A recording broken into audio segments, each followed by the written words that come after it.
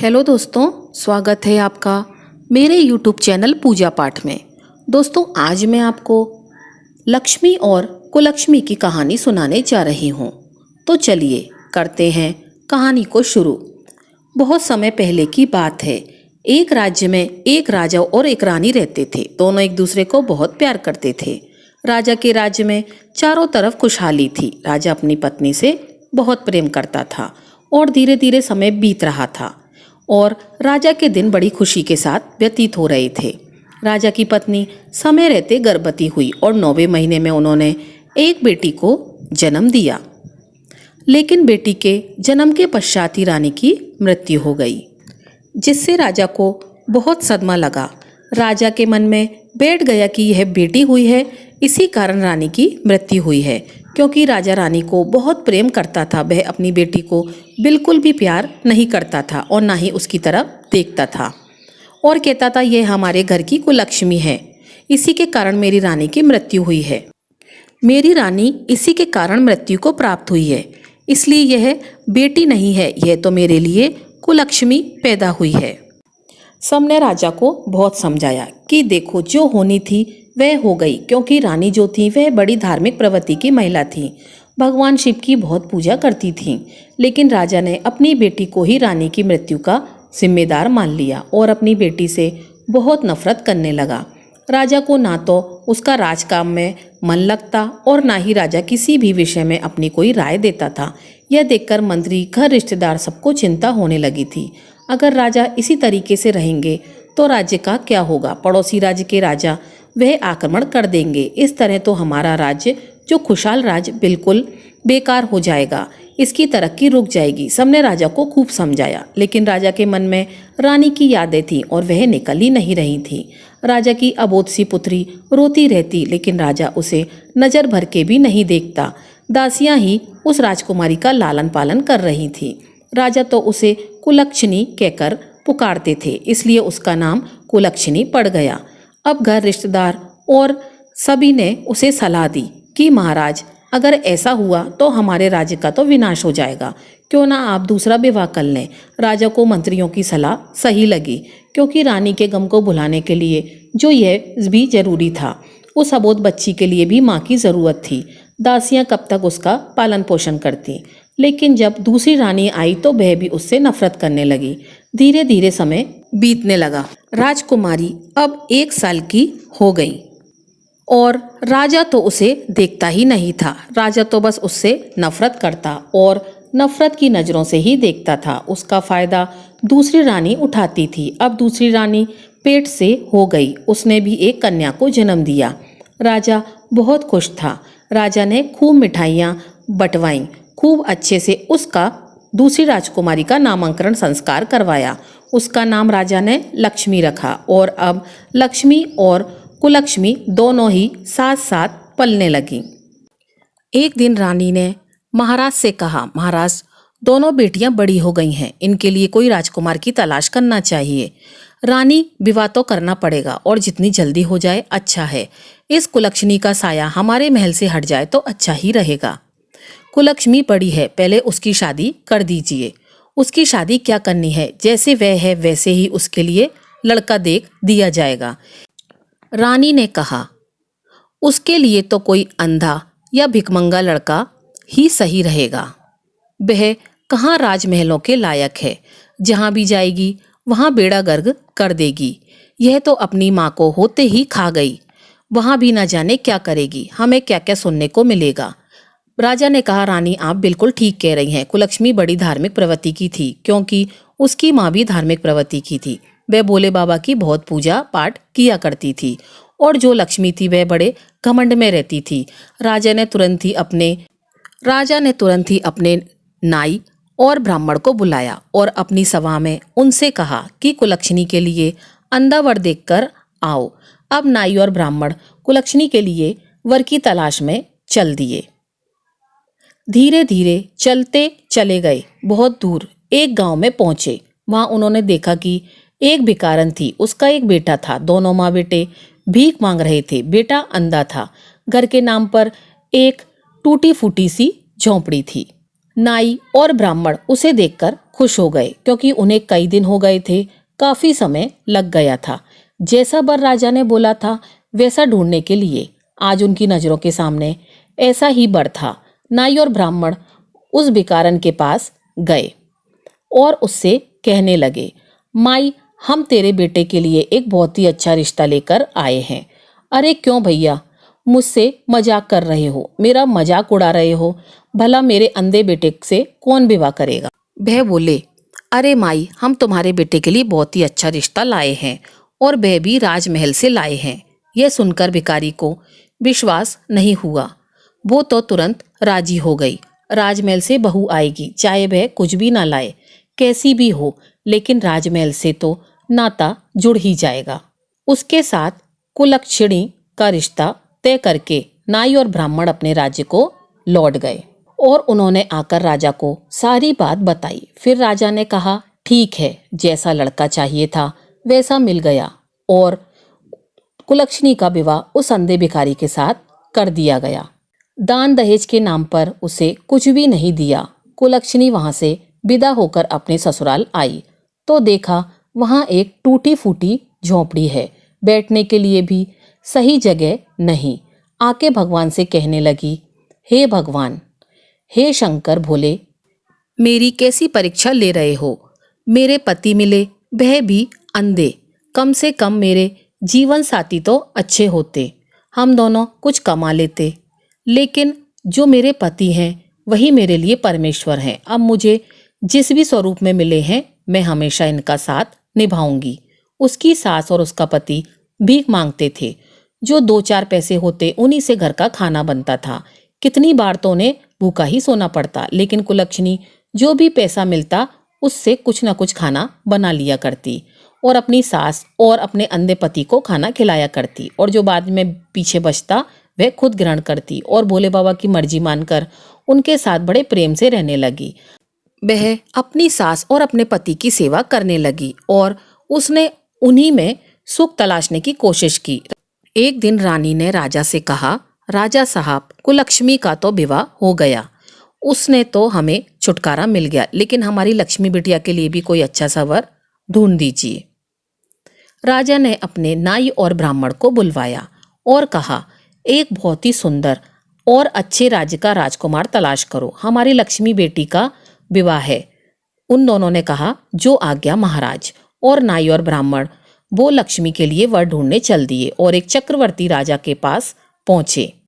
लक्ष्मी दिखने में बहुत सुंदर थी और वह जो राजकुमार था वह भी चक्रवर्ती सम्राट बनने वाला था, इसलिए उन्होंने वहां पर लक्ष्मी का रिश्ता तय कर दिया। समय से बारात आई। राजा ने खूब दान दहेज दिया, लक्ष्मी को बड़े शान और शौकत के साथ विदा किया। कुलक्षणी इधर अपने जैसे तैसे दिन काट रही थी और लक्ष्मी तो ऐशो आराम से आई थी और रानी ही बनकर रह रही थी। एक दिन कुलक्षणी की सासू माँ कुछ पैसे भीख मांगकर लाई तो कहने लगी, माँ जी, यह भीख मांगना हमें अच्छा नहीं लगता, इससे अच्छा है कि हम कोई काम कर लें। सास ने कहा, अरे बेटी, तू तो मेरे घर की लक्ष्मी है, जो तू कहेगी मैं मान लूंगी। माँ जी, इन पैसों से मैं कुछ तरबूज और खरबूजे खरीद लाती हूँ। गर्मियों का समय है, तरबूज और खरबूजे इस मौसम में बहुत बिकते हैं, मैं उन्हें बेचूंगी।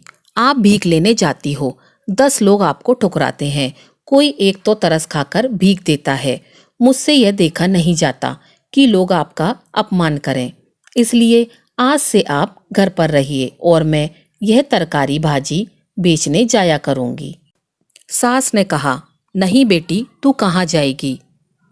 कुलक्षणी ने कहा, माँ जी, आप घर में रहिए, मैं गांव-गांव घूमकर सब्जी तरकारी बेचा करूंगी।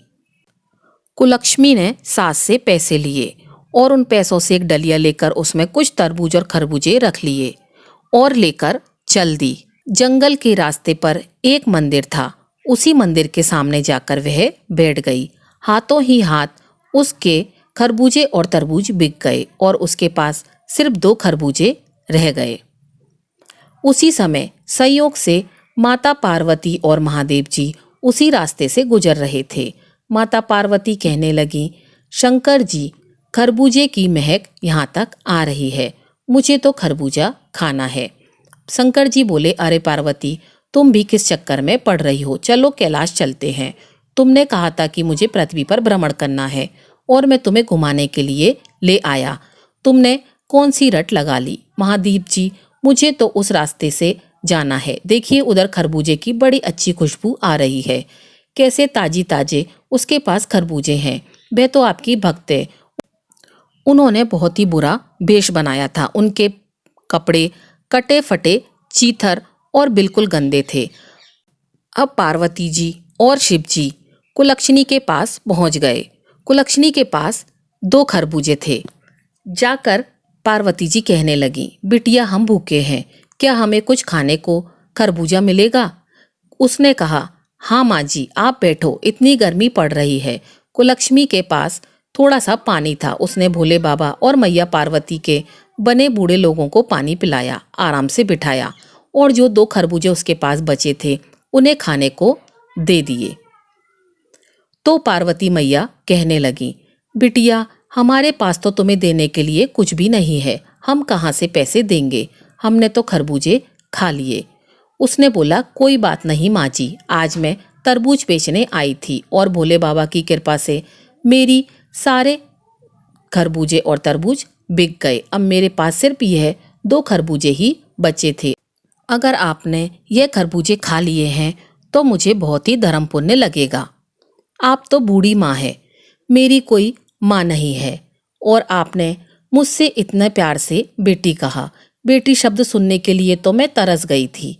कभी मेरे पिता ने भी मुझे बेटी का प्यार नहीं दिया। अच्छा बेटी, अब हम चलते हैं। और जाते जाते माता पार्वती भोले बाबा से कहने लगी, सुनिए, आपकी झोली में जो कुछ है तो इस बेचारी बिटिया को दे दीजिए, वह भभूति निकाल कर दे दीजिए। भोले बाबा के पास तो भांग धतूरा यही चीजें होती हैं। भोले बाबा की झोली में माता पार्वती ने भभूति निकालकर कुलक्ष्मी को दे दी। कुलक्ष्मी बड़ी खुश हुई और उसने आंचल पसार कर भभूति ले ली और खुशी खुशी अपने घर पर चली गई। वह घर आकर अपनी सासू माँ से कहने लगी, माँ जी, आज एक बूढ़ी माँ और एक बूढ़े बाबा की सेवा करके मुझे बहुत ही आनंद प्राप्त हुआ है। और देखो माँ जी, आज की कमाई, आज मेरे सारे खरबूजे भी बिक गए। माँ, अब आपको कहीं भी भीख मांगने के लिए जाने की ज़रूरत नहीं है। अब हम मेहनत से काम करेंगे और भोले बाबा की कृपा रही तो हम सम्मान की जिंदगी जिएंगे, हमें भीख मांगना नहीं पड़ेगी। सास बोली, कुलक्ष्मी बेटा, मैं तो तुझ जैसी बहू को पाकर निहाल हो गई हूँ। मैंने तो कभी नहीं सोचा था कि मेरे बेटे का विवाह भी होगा, लेकिन मुझे पता नहीं था मेरे बेटे के नसीब में इतनी संस्कारी बहू लिखी थी। मैं तो भगवान की बहुत ही ऋणी हूँ कि भगवान ने मेरे बेटे की किस्मत में तुम्हें लिख दिया। कुलक्ष्मी बोली, माँ जी, एक बूढ़े बाबा और बूढ़ी अम्मा आई थी, उन्होंने मुझे यह भभूति दी है, इसका मैं क्या करूँ? सास बोली, बेटी मेरे बेटे को आने दे, जैसा वह कहेगा हम वैसा ही करेंगे। शाम को जब कुलक्ष्मी का पति आया तो वह कहने लगी, स्वामी, आज मुझे यह भभूति दी है एक बूढ़े बाबा और एक बूढ़ी माँ ने, इसका मैं क्या करूं? उसने बोला, एक काम करो, घर के चारों कोनों में इसे बुरक दो और जो बचे उसे कुछ संदूक में रख दो और पूरे घर में इसे छिटक दो, बाकी का जो हमारा तुलसी का गमला है उसमें डाल दो। उसने बोला, ठीक है। शाम होते ही कुलक्ष्मी ने चारों कोनों में उस भभूति को छिड़क दिया और जो बची उसे तुलसी के और कमरे में रख दिया, कुछ संदूक में रख दिया। रात को खाना बनाया, खाना खाकर अपनी सासू माँ को खिलाया और वह अपने पति को खिलाया और फिर खुद खा के घर की साफ सफाई करके वह सो गई। जब वह सुबह उठी तो क्या देखती है कि उसकी झोंपड़ी की जगह तो एक सुंदर महल बन गया। हीरे मोती चमक रहे हैं, अन्न धन के भंडार लगे हुए हैं। यह देखकर तो उसको बड़ा अचंभा हुआ। वह दौड़ी दौड़ी अपनी सास के पास पहुंची और कहने लगी, माँ जी उठिए, माँ जी उठिए, देखिए क्या चमत्कार हो गया है। उसकी सासू माँ ने आंखें खोली तो वह अचंभित हो गई और कुलक्ष्मी से बोली कि यह घर तो पहचान में नहीं आ रहा है, क्या यह तेरे मायके से आया है? आज तक तो तेरे पिता ने कभी मुड़कर नहीं देखा, लेकिन मैं सोई हुई थी, मुझे यहाँ लेकर आ गई। तू नहीं माँ जी, यह मेरे पिता का घर नहीं है, यह तो हमारा घर है। देखिए, शायद एल भोले बाबा और माता पार्वती की अनुकंपा हुई है, उन्हीं की कृपा से हमारे भाग्य बदल गए हैं। देखो, शायद वे बूढ़े बाबा और बूढ़ी माँ कोई और नहीं, साक्षात भोले बाबा और माता पार्वती थे, जिनको मैं पहचान नहीं पाई। उसकी सासू माँ ने कुलक्ष्मी का धीरज बंधाया। तभी उसके पति की आंख खुली तो वह चिल्लाते हुए बोला, माँ देखो, मुझे सब कुछ दिखाई दे रहा है, अब मैं अंधा नहीं रहा। यह देखकर तो कुलक्ष्मी का खुशी का ठिकाना ही नहीं रहा। उसके पति की आंखें आ गईं और उसे क्या चाहिए था। अब उसका पति भी किसी राजा से कम नहीं था। जब इतनी बड़ी कृपा हुई तो क्यों ना हम एक अच्छा सा भोले बाबा और माता पार्वती का शिव पूजन करें, जिससे कि लोगों को बुलवाएं, अपने नाते रिश्तेदारों को बुलवाएं और भंडारे करवाएं। उसकी माँ कहने लगी, बेटी मेरे घर की तो तू लक्ष्मी है, जैसा तू करना चाहे वैसा कर। अब उसने अपने घर में एक कथा रखी। उसने सब रिश्तेदारों, नाते रिश्तेदारों को बुलाया। उसने अपने मायके में भी संदेशा भिजवाया और अपने बहन के घर पे भी संदेशा भिजवाया। सब उसकी कथा में उसके घर आए, लेकिन उसके पिता तो अपनी करनी पर बड़े शर्मिंदा थे। उसके पिता और उसकी सौतेली माँ, उन दोनों को बड़ा अफसोस था, क्योंकि जब कुलक्ष्मी की और लक्ष्मी की शादी हो गई थी तभी उसके पिता कोढ़ी हो गए थे और कोढ़ रोग ऐसा होता है कि उससे ठीक नहीं हो रहा था, जिससे उनका राजपाट भी धूमिल होता जा रहा था। तब उसकी बहन लक्ष्मी आई और उसने देखा, कहाँ तो मैं चक्रवर्ती सम्राट की रानी हूँ और मेरा पति इतना बड़े राज्य का मालिक है, लेकिन यह महल और उसके ठाट बाट यह तो मुझसे भी ज्यादा अच्छे हैं।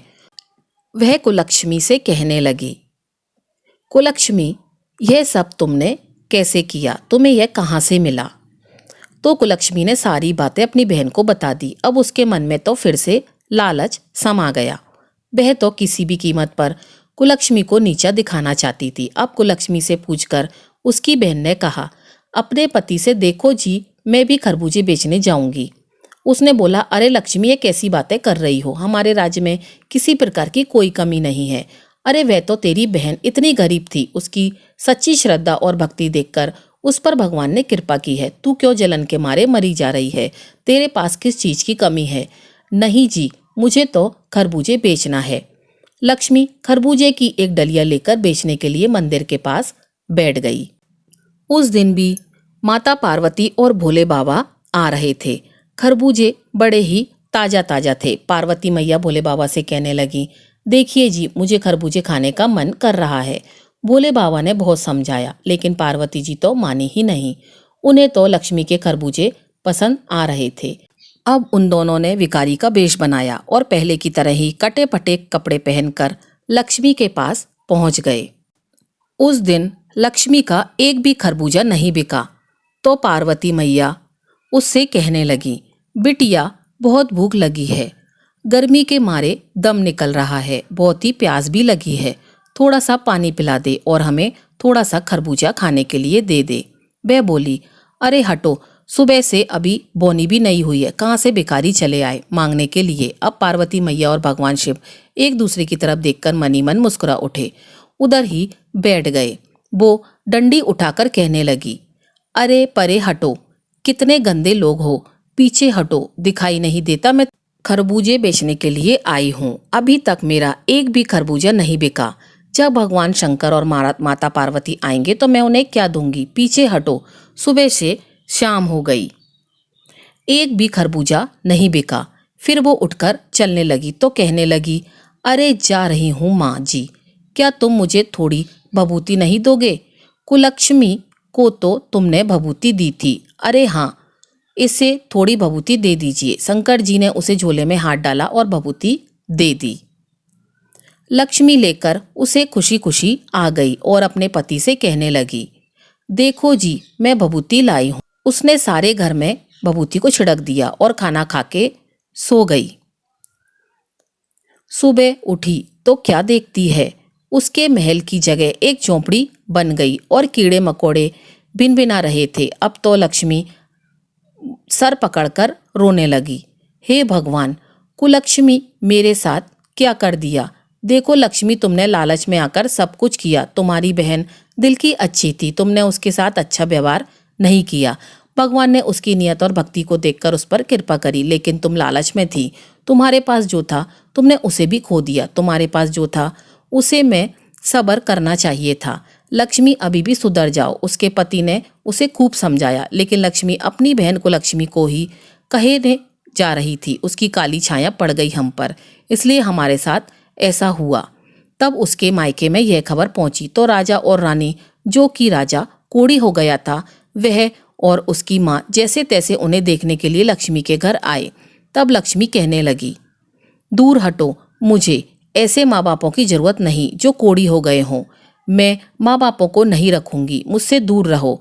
उसके माँ बाप तो अपनी बेटी के दुख में दुखी होने के लिए आए थे, लेकिन उसकी बेटी ने उन्हें ही छिटक दिया।